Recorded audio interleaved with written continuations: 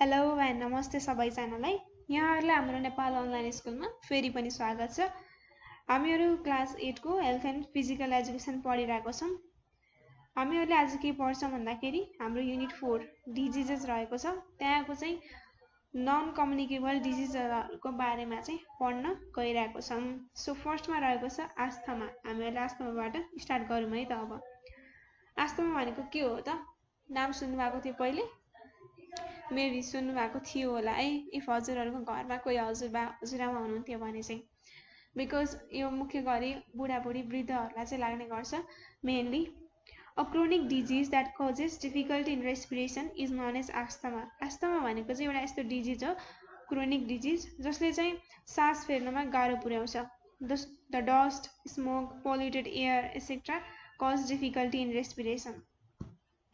फोहोर, धुवा, धुलो, पोल्युटेड एयर यस्तो कुराहरूले चाहिँ हामीहरूलाई सास फेर्नको लागि चाहिँ गाह्रो पुर्याउने गर्छ है। Insufficiency of oxygen level in the body causes rapid and labour respiration. र हाम्रो शरीरमा, हाम्रो ब्लडमा इफ अक्सिजन लेभल कमी भयो भने चाहिँ छिटो छिटो सास फेर्ने गराउँछ।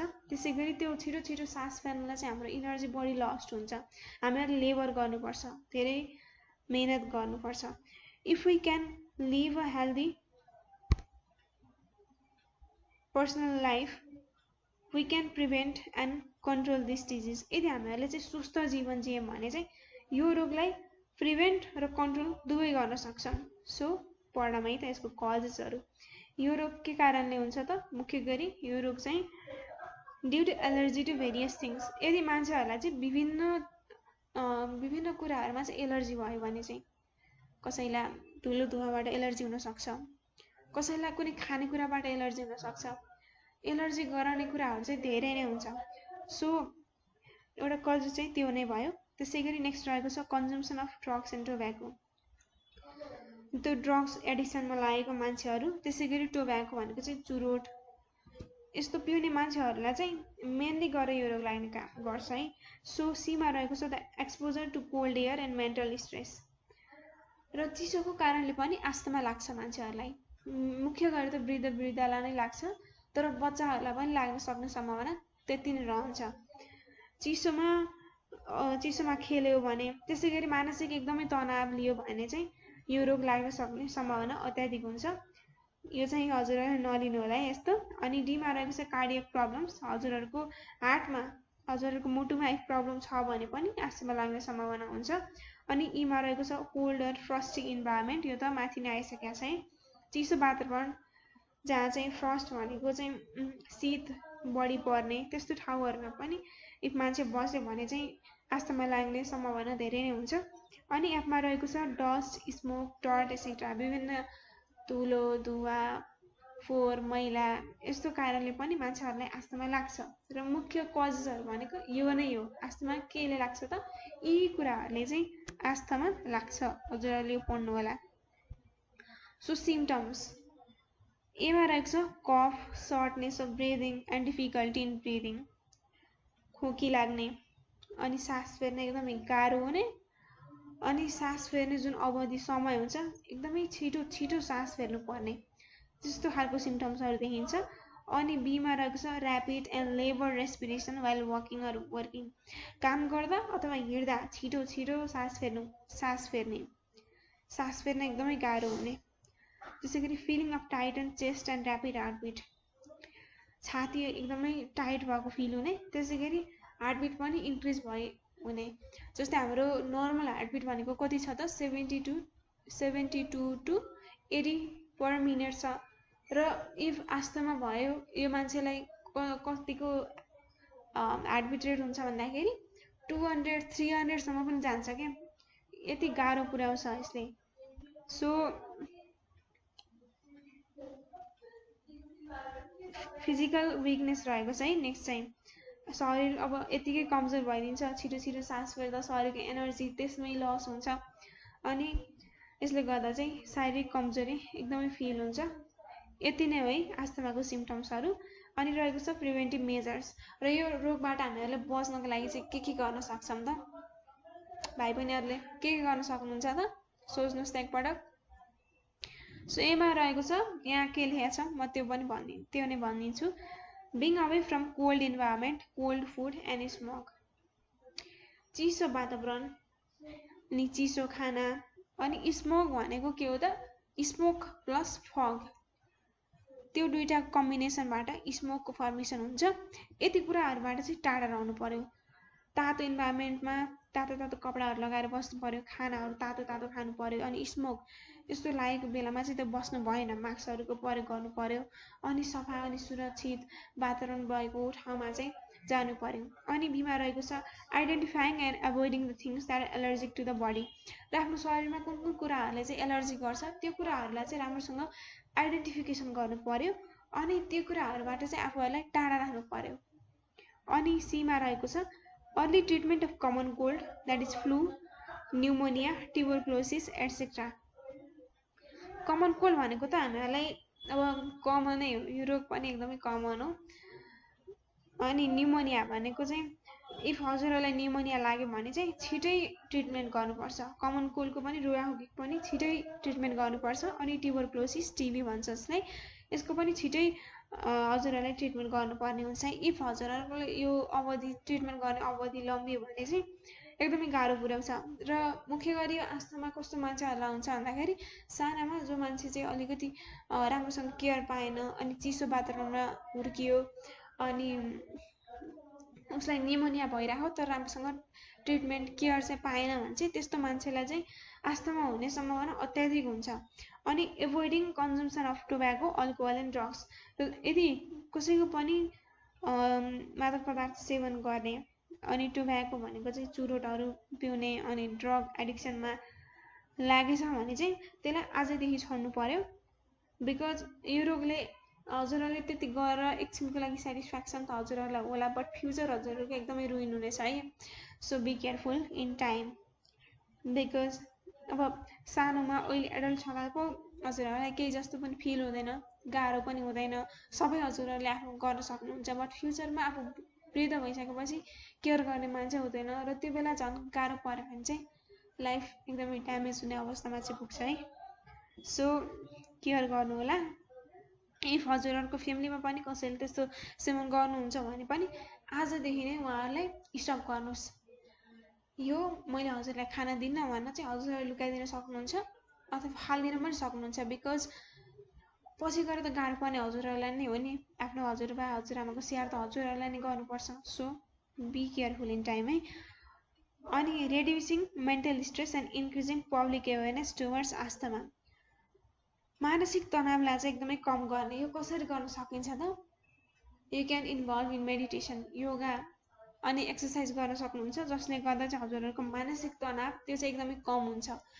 मन शान्त हुन्छ र हजुरहरुको माइन्ड पनि शार्प हुँदै जान्छ गर्न सक्ने क्षमता पनि इन्क्रिज हुँदै जान्छ सो यसलाई चाहिँ केयर गर्नुपर्छ अनि increasing public awareness towards asthma र मान्छेहरुलाई चाहिँ दम भनेको के हो आस्थमा भनेको के हो यसको सिम्पटम्सहरु के हुन्छ यसबाट बच्नको लागि के गर्नुपर्छ भन्ने कुराको बारेमा चाहिँ जनचेतना प्रदान गर्नुपर्छ अनि यसमा रहेको छ stay free from dot smoke and dust र फोहोर धुलो धुवा मैलाबाट चाहिँ टाढा राख्नुपर्छ अनि हाम्रो टुमा रहेको छ stones may be formed in various internal organs of our body such as kidneys, gallbladder, urinary bladder, etc. Stones भनेको के हो त पत्थरी हो पत्थरी भनेको हाम्रो बाहिरी organsमा लाग्ने कुरा त भएन हाम्रो मुख्य गरी internal organs हाम्रो शरीरको भित्री organsहरुमा चाहिँ लाग्छ त्यस्तो organsमा मुख्य गरी कुन organsमा चाहिँ पत्थरी देखिन्छ भन्दाखेरि kidneys भयो मुख्य अनि gallbladder अनि urinary bladder This is one of the health problems and is known as stones. यो चाहिँ एउटा health problem हो र यसलाई stones भनिन्छ. The stones are formed by excessive concentration of cholesterol, calcium and salt in our body. र stone कसरी form हुन्छ भन्दाखेरि हाम्रो शरीरमा चाहिँ कोलेस्ट्रोलको मात्रा एकदमै इन्क्रिज भयो भने चाहिँ बढी मात्रामा चाहिँ हाम्रो शरीरमा कोलेस्ट्रोल भयो भने अनि क्याल्सियमको डिपोजिसन पनि बढी मात्रामा त्यसैगरी साल्टको डिपोजिसन पनि बढी मात्रामा हाम्रो शरीरमा भयो भने चाहिँ पत्थरी हुन सक्ने सम्भावना एकदमै बढी देखिन्छ हैन त सो कजेस यसको कजेसहरु यो के भएर यो रोग लाग्छ dehydration and consumption of excessively spicy food items are the primary causes of stones dehydration भनेको चाहिँ पानीको कमी शरीरमा इफ पानीको कमी भयो र हजुरहरूले बढी मात्रामा मसालेदार खानाहरू चाहिँ दैनिक रूपमा खानुभयो भने चाहिँ यसले गर्दा स्टोन्स हुन्छ र कजेस अफ स्टोन्स भनेको पनि यही नै हो पानीको सेवन कम गर्ने अनि स्पाइसी फुड्सहरू चाहिँ बढी कन्ज्युम गर्ने अनि हाम्रो नेक्स्ट रहेको छ सिम्टम्समा के रहेको छ त लस अफ एपिटाइट एन्ड इन्डाइजेसन भनेको चाहिँ खाएको कुरा नपच्ने अनि लस अफ एपिटाइट भनेको चाहिँ भोकै नलाइदिने अनि बिमा रहेको छ blockage in the urinary tract and bile duct हाम्रो युरिनेरी ट्र्याक्टमा चाहिँ ब्लक हुने जसले गर्दा चाहिँ युरिन पास गर्न एकदमै गाह्रो हुने केले ब्लक हुन्छ भन्दाखेरि यही त्यो स्टोनको फर्मेसन स्टोनको डिपोजिसन भएको कारणले चाहिँ त्यहाँ ब्लक हुन्छ र ब्लक भइसकेपछि त्यो युरिन चाहिँ राम्रोसँग पास हुन सक्दैन अनि बाइल डक्ट भनेको चाहिँ हाम्रो लिभरमा हुने एउटा डक्ट हो त्यहाँ पनि ब्लक हुने अनि सीमा रहेको छ swelling and pain in the place where stones are formed र जुन हाम्रो organsहरु भयो किडनीज गल ब्ल्याडर यस्तो organsहरुमा चाहिँ एकदमै दुख्ने अनि यो organsहरु चाहिँ सुन्निने यस्तो काम गरे भने चाहिँ यो स्टोन्सको सिम्पटम्स हो भनेर चाहिँ हजुरहरुले बुझ्नु पर्ने हुन्छ सो हाम्रो नेक्स्ट रहेको छ प्रिभेन्टिभ मेजर्स यो रोगबाट बच्नको लागि चाहिँ हामीले के गर्न सक्छौं एमा रहेको छ reduction in the consumption of salt oil in spicy food है हामीहरुले खाने फुडमा चाहिँ नुनको मात्रा कम गर्नु पर्यो तेलको मात्रा कम गर्नु पर्यो त्यसैगरी विभिन्न टाइपको मसलाजहरु त्यसको मात्रा पनि हामीहरुले कम गर्नु पर्यो अनि बीमा ड्रिंकिङ सफिसिएन्ट अमाउन्ट अफ वाटर र एकदमै राम्रो मात्रामा चाहिँ हामीहरुले पानी पिउनु पर्छ पानी कम भयो भने चाहिँ हाम्रो शरीरमा स्टोन्सको फर्मेसन हुने सम्भावना धेरै हुन्छ बिकज अब हजुरहरुले पानी राम्रोसँग खानु भयो भने चाहिँ त्यो स्टोन्स इफ फर्मेसन भइराको छ भने पनि त्यो कम हुँदै जान्छ के त्यो पानीले चाहिँ त्यसलाई युरिनेरी ट्र्याक्टबाट चाहिँ बाहिर निकाल्दिन हेल्प गर्छ बट पानीको मात्रा नै कम भयो भने चाहिँ त्यो एकदमै बढी हुन्छ है सो बीमा रहेको छ ड्रिंकिङ सफिसिएन्ट अमाउन्ट अफ वाटर र यो त हामीहरुले गरिसक्यौं है सो सीमा रहेको छ रेगुलर फिजिकल एक्सरसाइज हामीहरुले दैनिक रूपमा नै फिजिकल एक्सरसाइज चाहिँ गर्नु पर्यो फिजिकल एक्सरसाइज भनेको चाहिँ आफ्नो लागि हो के हजुरहरुले अरु कुरा चाहिँ अरुको लागि गर्न सक्नुहुन्छ भने आफ्नो लागि पनि केही टाइम दिनु न त बिकज इफ हेल्थ भयो भने बल्ल हामीहरुको अरु कुराहरु अरु कामहरु हामीहरुले गर्न सक्छौं नि त त्यसकारण फिजिकल एक्सरसाइज मेडिटेसन योगाहरुमा चाहिँ हजुरहरुले राम्रोसँग ध्यान दिनुपर्छ यसो गर्नुभयो भने चाहिँ यो रोग लाग्न सक्ने सम्भावना हजुरहरुलाई कम देखिन्छ अनि डी मा रहेको छ immediate treatment of stones after it is suspected or diagnose if हजुरहरुलाई स्टोन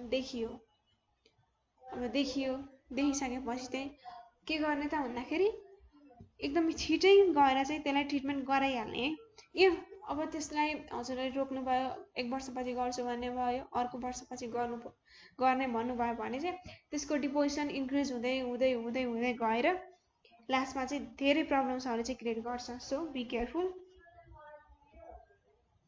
अनि हाम्रो 3 मा रहेको छ cancer is the disease condition of excessive or unnecessary growth of cells in the body cancer भनेको चाहिँ एउटा यस्तो डिजीज कन्डिसन हो जसले के जनाउँछ त हाम्रो इफ शरीरमा चाहिँ सेल्सहरुको अननेसेसरी ग्रोथ भयो अथवा धेरै ग्रोथ भयो भने चाहिँ त्यस्तो कन्डिसनलाई हामीहरुले क्यान्सर भन्छौं सेल्स हाम्रो कस्तो हुन सक्छ भन्दाखेरि इफ हजुरलाई चाहिँ कोठी आएको छ है अनुहारमा अनि त्यो कोठीको साइज चाहिँ इन्क्रिज हुँदै गयो अथवा कुनै ठाउँमा मासु पलाएको छ अनि त्यो मासु पलाएको चाहिँ एकदमै ठुलो हुँदै गयो भने चाहिँ हजुरलाई त्यो क्यान्सर हो भन्ने कुरा चाहिँ हजुरले सस्पेक्ट गर्न सक्नुहुन्छ this disease most often attacks people above 40 years of age र यो रोगले चाहिँ कुन मान्छेहरुलाई कति एजको मान्छेहरुलाई अट्याक गर्छ भन्दाखेरि जो मान्छे 40 वर्षको एज भन्दा माथिको उमेरका छन् त्यस्तो मान्छेहरुलाई चाहिँ यसले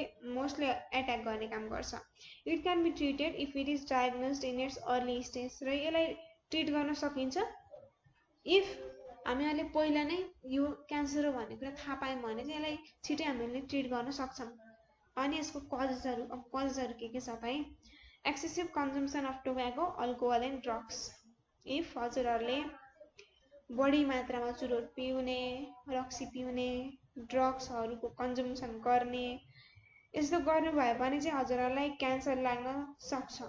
सो बीमा रहेको छ पोल्युटेड इन्भाइरोमेन्ट। इफ हाम्रो इन्भाइरोमेन्ट चाहिँ पोल्युटेड भयो, सफा एयर चाहिँ हामीले ब्रिथ गर्न पाएनौँ, सफा वातावरणमा हामीहरू बस्न पाएनौँ भने पनि क्यान्सर लाग्ने सम्भावना धेरै नै हुन्छ। अनि सीमा छ consumption of oily and spicy food. यो त हामीहरूले माथि पनि हेऱ्यौँ, धेरै तेल भएको खाना, त्यसै गरी धेरै मसालेदार खाना खायो भने चाहिँ क्यान्सर लाग्न सक्छ।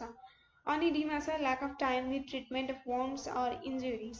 इफ हजुरहरूलाई कुनै वन्ड्स कुनै काटेको छ, कुनै ठाउँमा केही भएको छ भने चाहिँ त्यसलाई टाइमली ट्रिटमेन्ट गर्नु भएन भने क्यान्सर लाग्न सक्छ।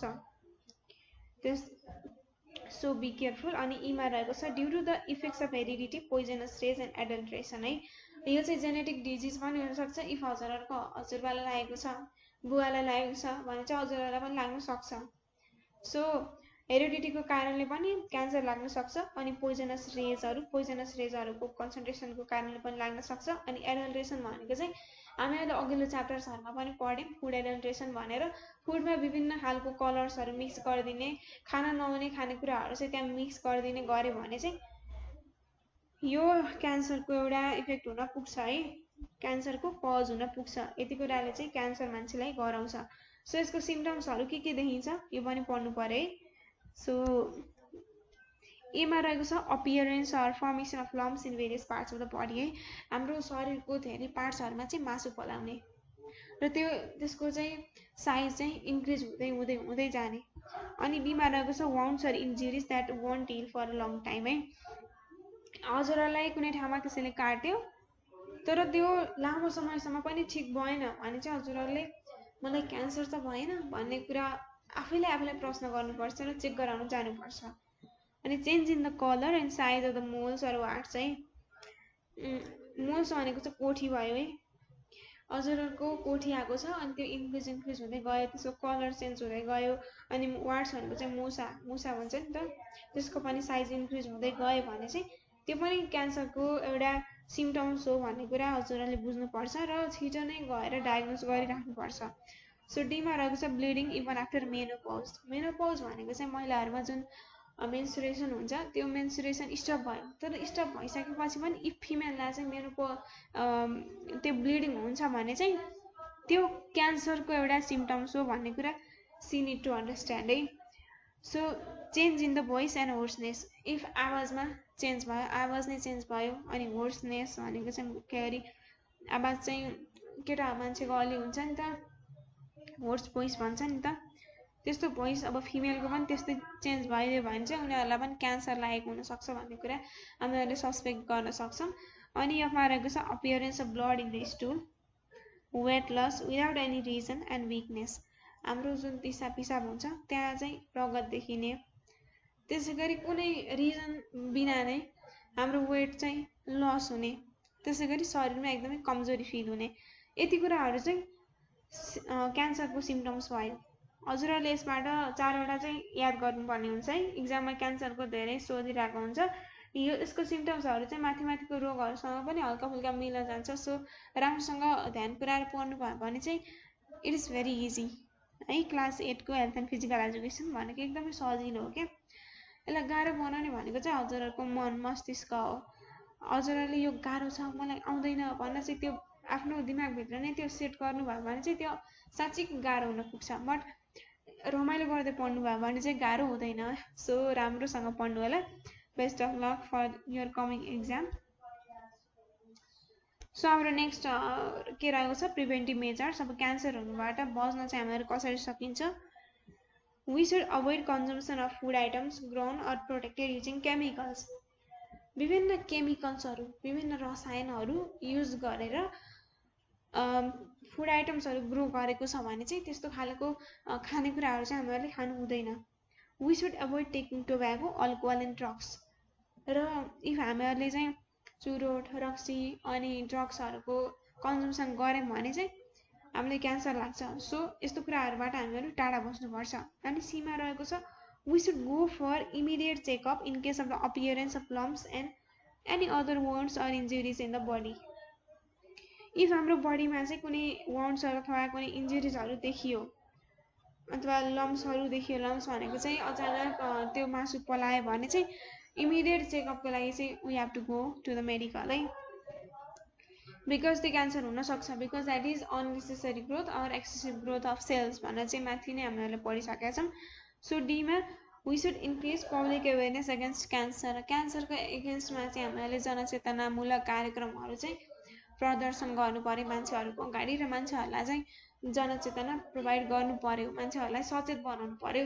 क्यान्सर भनेको यस्तो रोग हो, यसको कजहरू यस्तो हुन्छ, यो लागिसकेपछि यस्तो सिम्टम्सहरू चाहिँ देखिन्छ, यो रोग लाग्न नदिन हामीले यो गर्न सक्छौँ। इफ लाग्यो भने पनि टेन्सन लिनु हुँदैन, टाइममा त्यसलाई ट्रिटमेन्ट गऱ्यो भने सन्चो हुन्छ भनेर चाहिँ हजुरहरूले मान्छेलाई सचेत बनाउनु पर्छ क्या, डराउनु दिनु चाहिँ हुँदैन, बट मान्छेहरूलाई सचेत चाहिँ बनाउनु पर्छ। सो हाम्रो नेक्स्ट रहेको चाहिँ डायबिटिज। डायबिटिजलाई हामी अर्को के भन्छौँ त,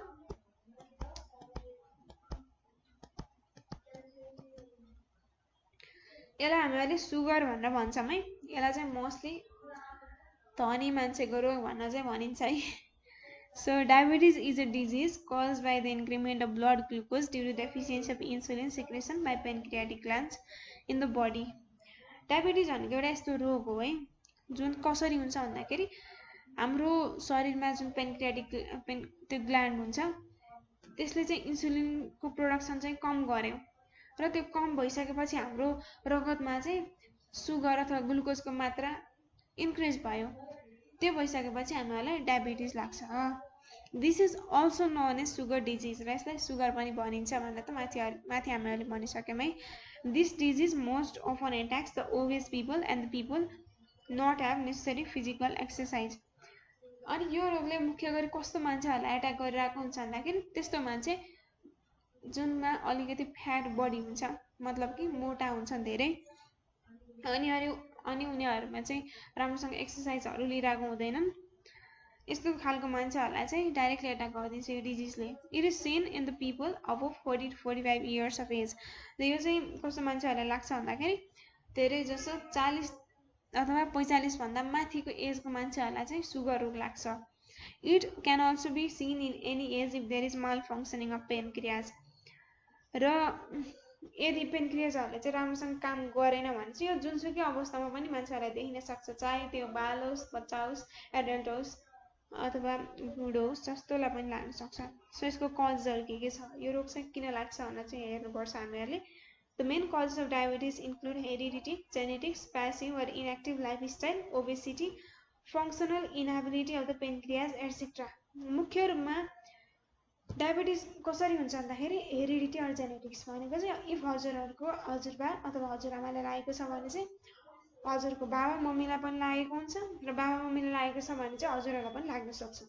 त्यो चाहिँ एउटा मुख्य कज भयो हेरिडिटी। अनि हाम्रो प्यासिभ अर इनएक्टिभ लाइफस्टाइल भनेको चाहिँ एक्सर्साइजको चाहिँ कमी भयो, इनएक्टिभ भयौँ हामी बढी, प्यासिभ भयौँ भने चाहिँ डायबिटिज लाग्न सक्छ।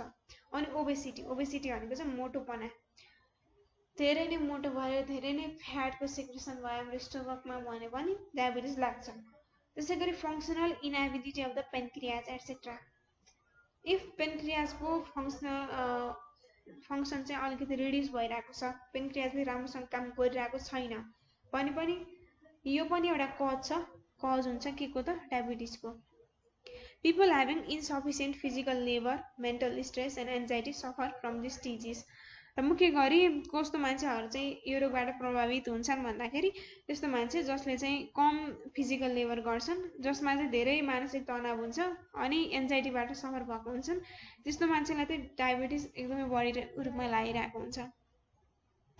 अनि malnutrition may also be one of the cause of this disease. त्यसै गरी माल न्युट्रिसन भनेको चाहिँ न्युट्रियन्ट्सको कमी हुनु, जस्तै कार्बोहाइड्रेटको कमी भयो भने के लाग्छ, भिटामिन सी को कमी भयो भने चाहिँ स्कर्बी लाग्छ, भिटामिन ए को कमी भयो भने चाहिँ के हुन्छ भन्ने कुरा त हामीले पढिसकेका छौँ नि त।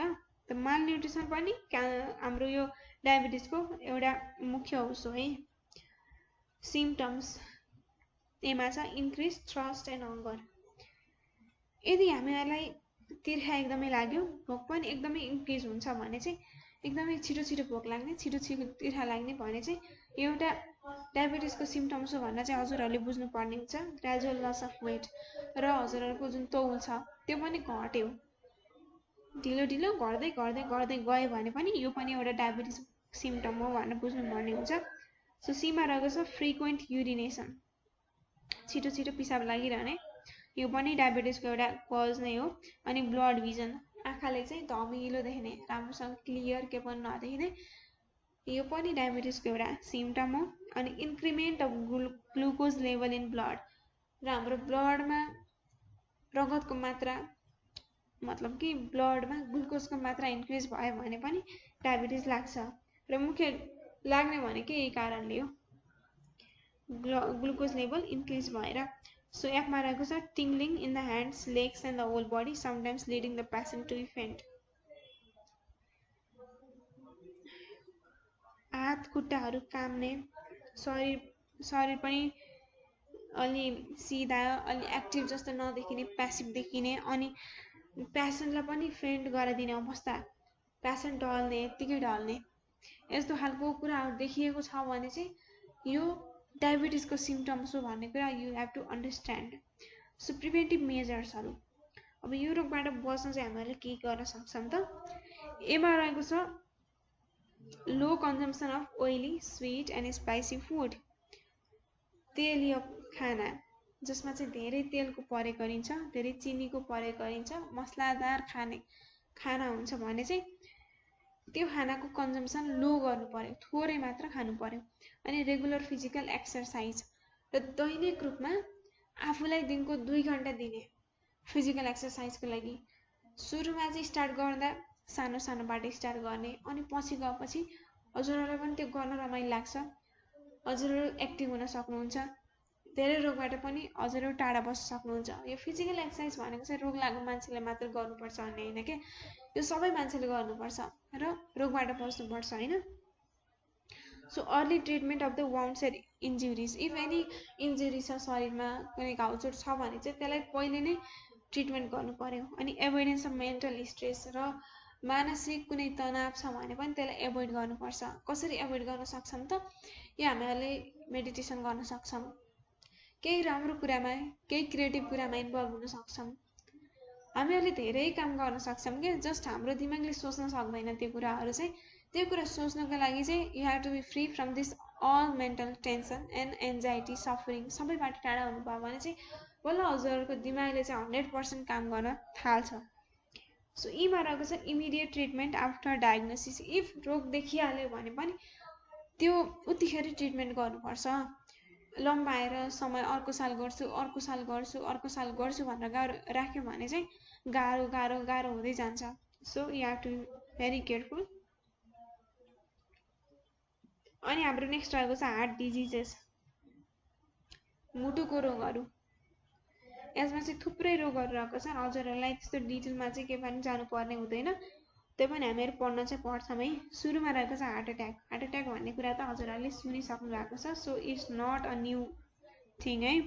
Heart attack is cause by the blockage of blood circulation due to narrowing or blocking of coronary arteries in our body. आर्ट्रीको बारेमा त हजुरहरूले पढिसक्नु भएको छ। आर्ट्री भनेको चाहिँ एउटा ब्लड भेसल हो। आर्ट्री चाहिँ मुख्य रूपमा प्योर ब्लडलाई चाहिँ क्यारी गर्ने काम गर्छ। र हार्ट एट्याक कसरी हुन्छ भन्दाखेरि हाम्रो जुन कोरोनरी आर्टरी हुन्छ, ब्लड भेसल, त्यो चाहिँ इफ न्यारो अथवा त्यहाँ चाहिँ ब्लकेज भयो भने चाहिँ ब्लड सर्कुलेसनको ब्लकेज हुन्छ, र ब्लड सर्कुलेसनको ब्लकेज भयो भने चाहिँ हार्ट एट्याक लाग्छ। If there is formation of fat in the coronary artery or blood clotting in the veins of the heart, then this causes heart attack. यदि हाम्रो कोरोनरी आर्टरीमा चाहिँ फ्याटको formation बढी भयो अथवा भेन्समा चाहिँ ब्लडको क्लटिङ भयो भने चाहिँ यसले गर्दा मान्छेहरूलाई हार्ट एट्याक हुन्छ। र फ्याट अथवा न्यारो भयो भने चाहिँ त्यहाँ ब्लकेज हुन्छ, ब्लकेज भइसकेपछि राम्रोसँग सर्कुलेसन हुँदैन, राम्रोसँग सर्कुलेसन नभइसकेपछि मान्छेहरूलाई हार्ट एट्याक हुन्छ। यो त एकदमै सिम्पल छ नि त। सो राम्रोसँग पढ्नु भयो भने चाहिँ हजुरहरूले बुझ्न सक्नुहुन्छ। नेक्स्ट रहेको छ कजेस। यसमा कजेसमा चाहिँ के पर्छ नि त? Modern lifestyle, mental stress, diabetes, high blood pressure, excessive smoking, alcoholism, obesity, genetics etcetera are the causes of heart attack. Modern lifestyle भनेको चाहिँ मान्छेहरू मोडर्न हुन त खोज्छन् है, बट साइन्टिफिक तरिकाले मोडर्न हुन चाहिँ खोज्दैनन् क्या, अरूको देखासिखी गर्छन्।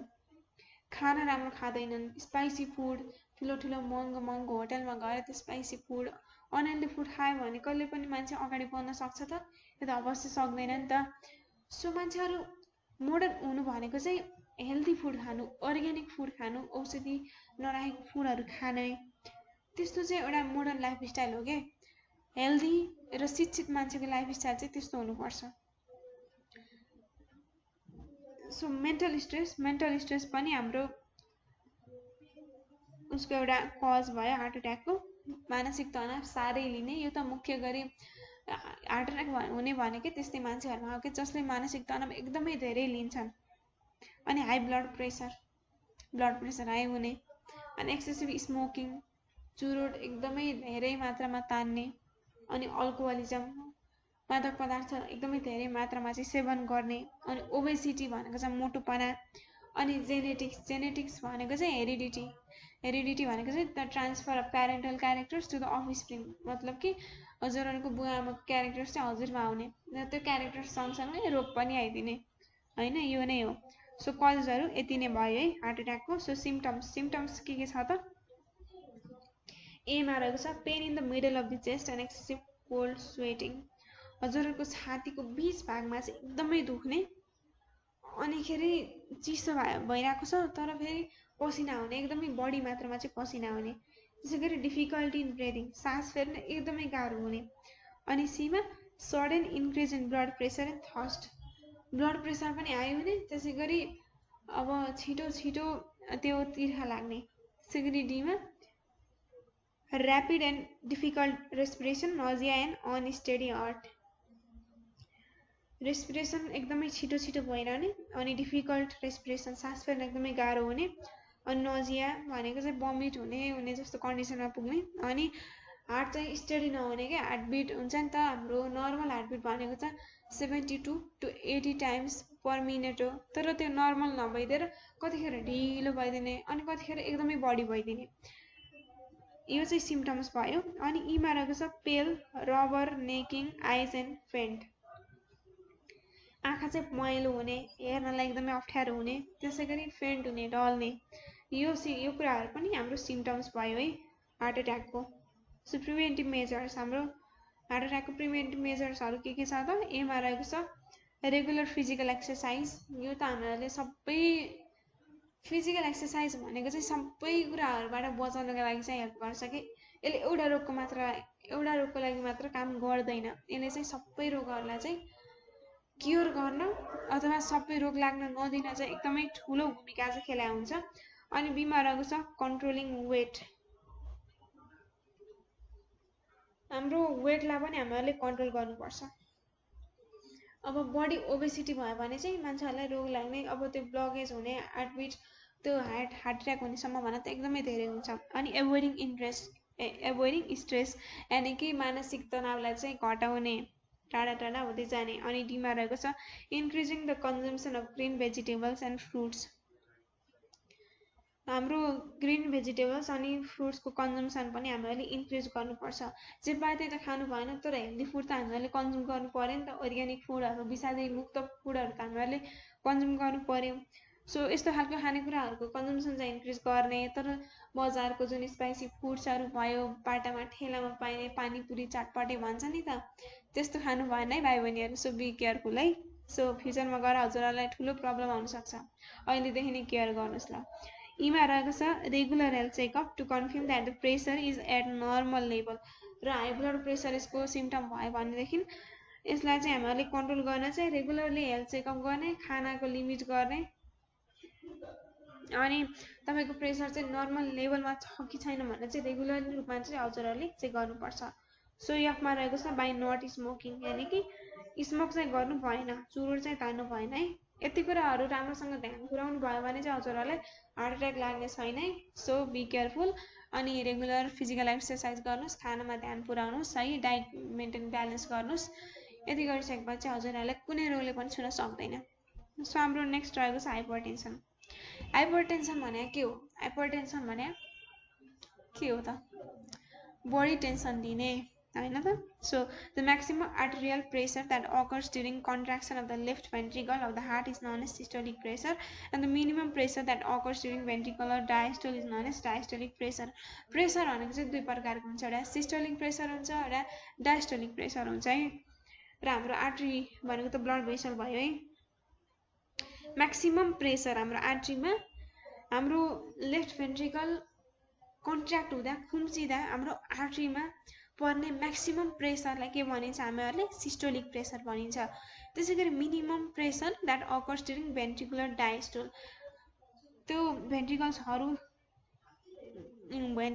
चाहिँ कन्ट्र्याक्ट हुँदा मिनिमम प्रेसर कति छ त त्यो प्रेसरलाई हामीहरूले डायस्टोलिक प्रेसर भन्छौँ है the proportion of systolic and diastolic pressure remaining 120/80 mmHg is assume as normal pressure र नर्मल प्रेसर भनेको कस्तो प्रेसरलाई भनिन्छ भन्दाखेरि हाम्रो सिस्टोलिक प्रेसर चाहिँ 120 mmHg हुनु पर्यो अनि 80 भनेको चाहिँ हाम्रो डायस्टोलिक प्रेसर हुनु पर्यो यी दुईटाको नजिक नजिक भए पनि हजुरहरू नर्मल प्रेसरमै हुनुहुन्छ भने चाहिँ हुन्छ तर इफ यो भन्दा बढी भयो यानी कि 130/90 भन्दा बढी भयो भने चाहिँ हजुरहरूलाई हाई ब्लड प्रेसर लागु हुन सक्छ अनि इफ कम भयो 100 भन्दा पनि कम भयो सिस्टोलिक अनि 80 अनि 60 भन्दा पनि कम भयो डायस्टोलिक भने चाहिँ हजुरहरूलाई लो ब्लड प्रेसर चाहिँ लाग्छ है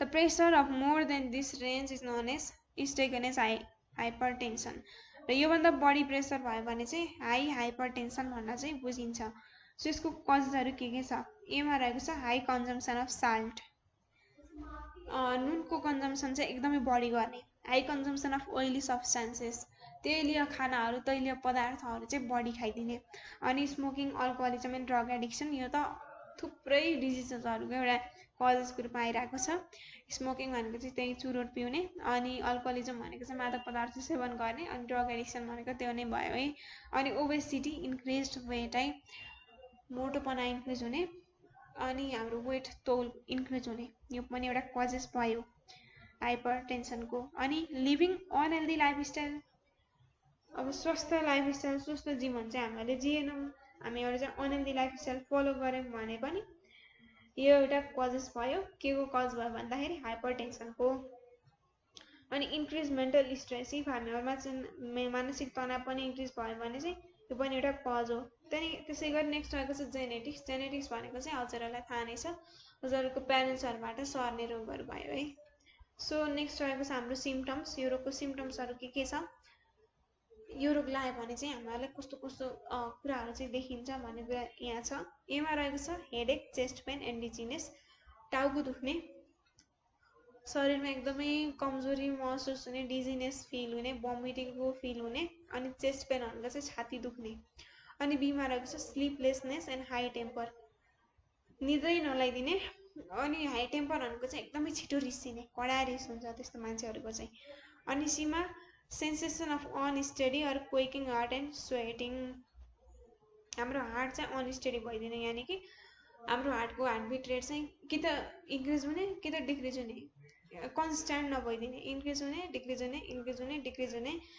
र अनस्टेडी हुने अनि स्वेटिङ भनेको चाहिँ के हो त स्वेटिङ भनेको सास स्वेटिङ भनेको चाहिँ पसिना हुने के एकदमै बढी पसिना हुने अनि हाम्रो प्रिभेन्टिभ मेजर्सहरू के रहेको छ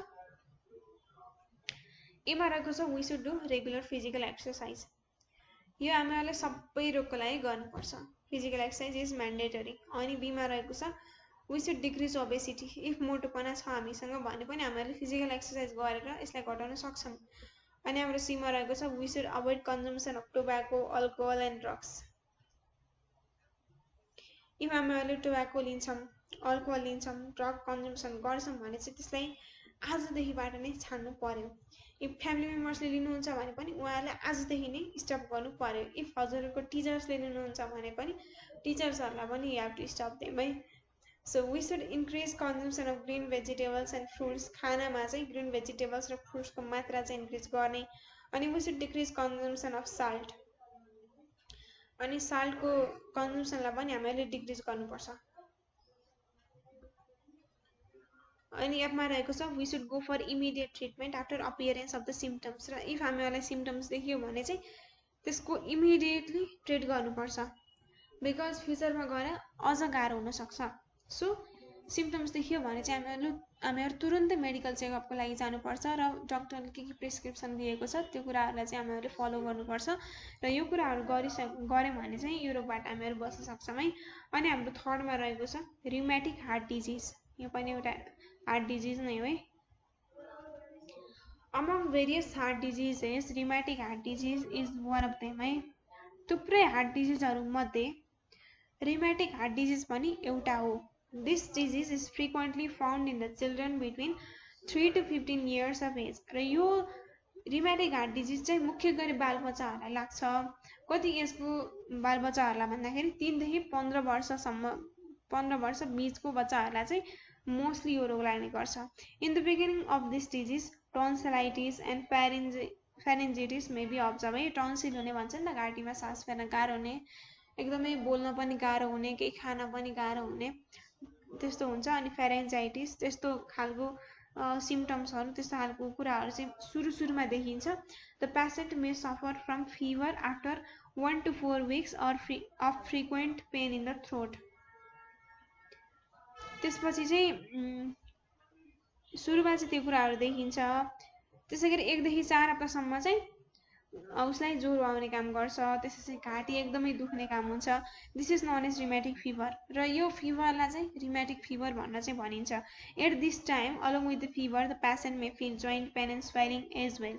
र यो समयमा मान्छे त्यो पेसेन्टले चाहिँ ज्वरो आएको मात्र फिल नभएर चाहिँ उसको खुट्टाहरू जोइन्टहरू दुख्ने अनि स्वेलिने सुन्निने कामहरू पनि हुने हुन्छ।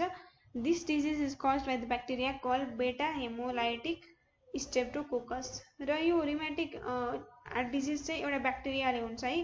त्यो ब्याक्टेरिया कुन हो त? बेटा हेमोलाइटिक स्ट्रेप्टोकोकस। हजुरहरूलाई यो र्युमेटिक हार्ट डिजिज चाहिँ खासै इम्पोर्टेन्ट त हुँदैन, बट यो पोजिटिभ एजेन्ट चाहिँ यु निड टु नो, सोधिन सक्छ इक्जाममा, बट खासै इम्पोर्टेन्ट चाहिँ छैन है यो इक्जाम पोइन्ट अफ भ्यूले, बट नलेजको लागि चाहिँ यो लिनुपर्छ। अनि group A more than 50% of the children suffering from the rheumatic fever have problems in their valves in the heart, so that this disease is called rheumatic heart disease। र यो रोग यो fever हुन्छ नि, र्युमेटिक फिभरबाट सफर भएको 50% चिल्ड्रेनमा चाहिँ त्यो हार्टमा भाल्भ्सहरू हुन्छ नि त, ट्राइकस्पिड भाल्भ, बाइकस्पिड भाल्भ भनेर, त्यो भाल्भहरूमा चाहिँ उनीहरूको मुख्य रूपमा प्रब्लम भएको हुन्छ कि, त्यही भएर चाहिँ यसलाई र्युमेटिक हार्ट डिजिज भनेको। यी भाल्भ्समा प्रब्लम हुँदैन थियो भने चाहिँ त्यसलाई र्युमेटिक फिभर मात्र भन्थ्यौँ है। अब हार्टमा त्यस्तो प्रब्लम भयो भने चाहिँ यसलाई र्युमेटिक हार्ट डिजिज भनेर चाहिँ त्यसरी यसको नामाकरण चाहिँ गरिएको हो। The early symptoms of this disease include painful throat, loss of voice, fever etcetera. यसको मुख्य पहिला नै देखिने सिम्टम्सहरू के हो त? पेनफुल थ्रोट, घाँटी एकदमै दुख्ने, अनि आवाज पनि नआइदिने, अनि फिभर भनेको चाहिँ एकदमै ज्वरो आउने। We have to consult for treatment immediately after this symptoms. यस्तो खालको सिम्टम्स पछि चाहिँ हामीहरूले इफ देखियो भने चाहिँ डक्टरकोमा तुरुन्तै हामीहरूले ट्रिटमेन्टको लागि जानुपर्छ। यसो गऱ्यौँ भने चाहिँ बल्ल हामीहरू चाहिँ फ्री रूपमा चाहिँ बस्न सक्छौँ। गरेनौँ भने चाहिँ हामीहरूले फ्युचरमा प्रब्लम आउँछ। So be careful. र हामीहरूले अब यो डिजिजको बारेमा त थुप्रै डिजिजहरू बारेमा चाहिँ पढ्यौँ है। अब यसको समरी के छ त यहाँ थोरै लेखिदिएको छ, सो पढौँ यो पनि। समरी अफ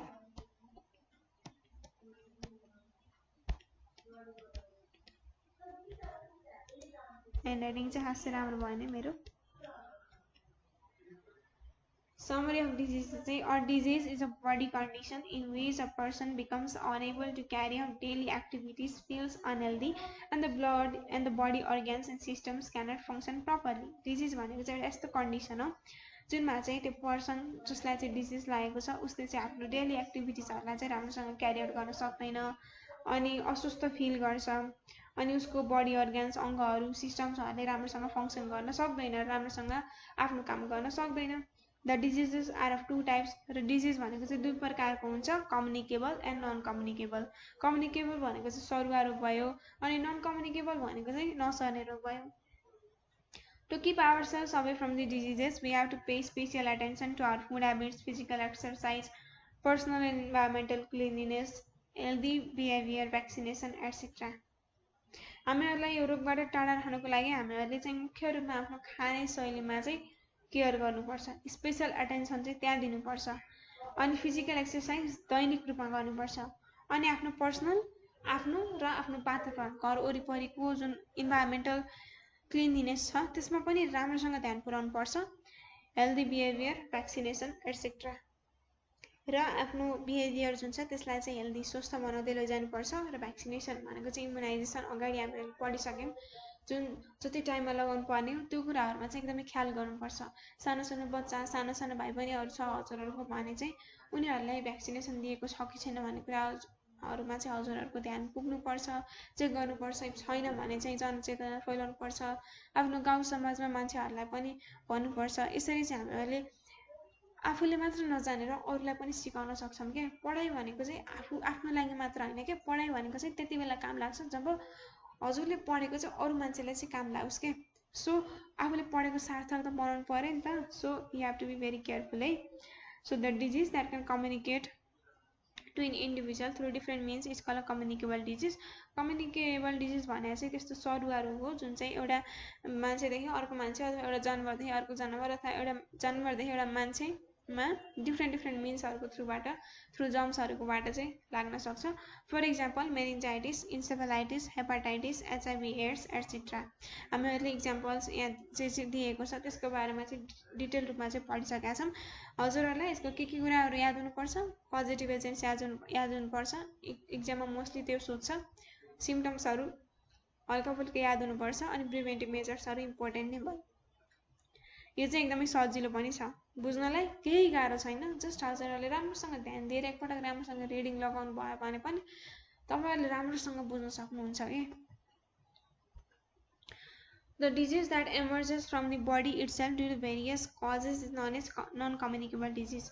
र non-communicable disease नसर्ने रोग भनेको चाहिँ त्यस्तो रोग हो जुन चाहिँ हाम्रो शरीरमा आफै उत्पन्न हुन्छ, तर आफै यतिकै उत्पन्न भइदिने होइन कि धेरै कजहरू हुन्छ जुन चाहिँ हामीहरूले पढिसकेका छौँ मास्तिर है।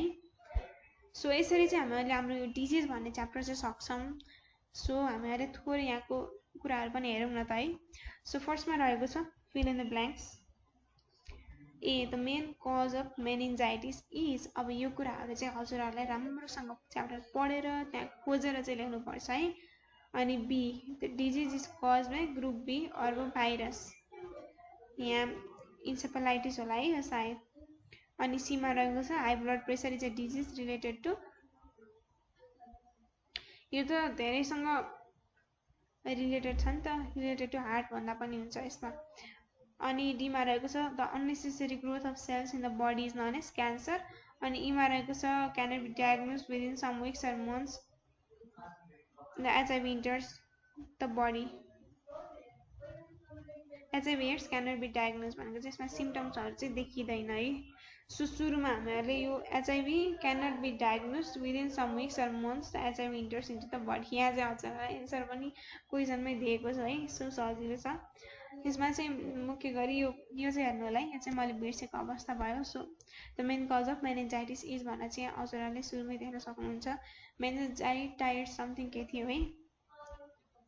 सो 2 मा रहेको छ write one word answer to the following questions. What is the main cause of HIV and AIDS.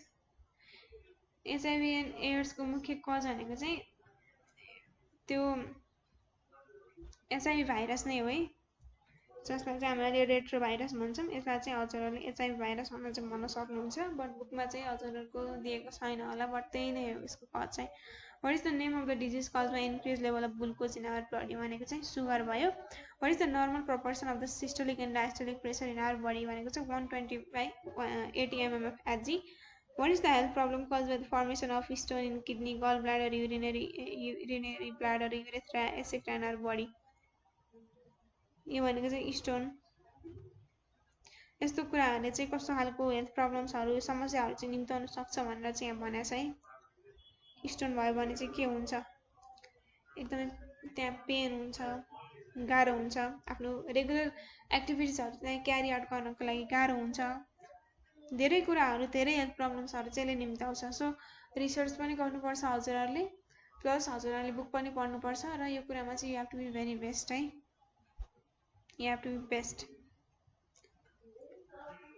अनि हाम्रो ईमा रहेको छ what is the name of chronic disease related to lungs that causes difficulty in respiration यो भनेको चाहिँ asthma भयो what is the condition of the defects in the valves of the heart called यो भनेको के भयो रिमेटिक हार्ट डिजिज हैन यो त्यही नै हो है भाल्व्समा डिफेक्ट भयो भने चाहिँ रिमेटिक हार्ट डिजिज लाग्छ सो यहाँको चाहिँ सर्ट एन्सरहरु चाहिँ बुकमै खोजेर लेख्नु होला है what are the symptoms of hepatitis B अनि what are the cause of cancer सजिलो छ सो यति नै रहेछ है जम्मा दुईवटा क्वेसन मात्रै दिइरहेको रहेछ सो सजिलो छ राम्रोसँग पढ्नुस् इफ डाउट छ भने चाहिँ कमेन्ट गर्नुस् अनि हाम्रो नम्बरमा पनि फोन गर्नुस्